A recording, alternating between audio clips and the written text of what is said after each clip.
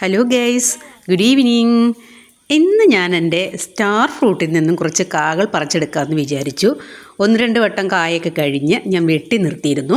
രണ്ടാമത് വീണ്ടും തളുത്ത് വന്നിട്ട് കായ്കൾ ഉണ്ടായിട്ടുണ്ടായിരുന്നു. അപ്പോൾ അതൊന്ന് പറിച്ചെടുത്ത് എങ്ങനെയെങ്കിലും അത് കഴിക്കാമെന്ന്. പുളിയുള്ള സ്റ്റാർ ഫ്രൂട്ടാണ് കേട്ടോ, മധുരമുള്ളതല്ല. അപ്പോൾ അതിൽ കുറച്ചുണ്ടായത് ഞാൻ പറിച്ചെടുത്ത് കൊണ്ടുവന്നു. കഴുകി വൃത്തിയാക്കി കൊണ്ടുവന്നിട്ട് ഞാനത് വട്ടത്തിൽ ഒന്ന് അരിഞ്ഞ് എടുക്കാമെന്ന് വിചാരിച്ചു. അരിഞ്ഞ് എടുത്ത് അതിന് ഉള്ളിൽ എന്തൊക്കെയാണ് ചേർക്കണേന്ന് നിങ്ങൾക്കറിയോ? അതിനുള്ളിൽ ആവശ്യത്തിന് ഉപ്പ്, ആവശ്യത്തിന് മുളക് പൊടി. നമ്മളെടുത്ത സാധനത്തിന് അതിൻ്റേതായ ആവശ്യത്തിനുള്ള മുളക് പൊടിയും ഉപ്പും നമുക്ക് വേണമല്ലോ. അപ്പോൾ അതിനനുസരിച്ചിട്ടുള്ള ഉപ്പെടുക്കുക, പാകത്തിന് മുളകെടുക്കുക.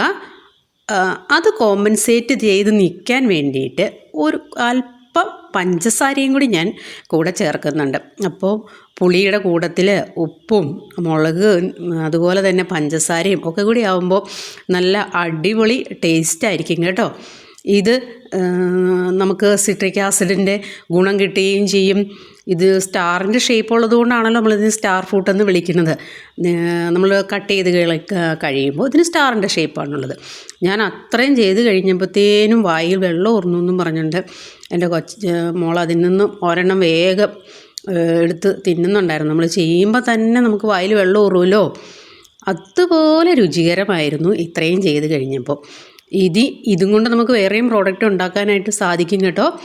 ഇത് ഞാൻ എടുത്തു വച്ചിട്ട് പിറ്റേ ദിവസം ഇഞ്ചിയും പച്ചമുളകും കാന്താരിയും തേങ്ങയും ഈ അല്പം ഉള്ളിയും ചേർത്ത് ചമ്മന്തി അരച്ചു. അതും സൂപ്പറായിരുന്നു കേട്ടോ.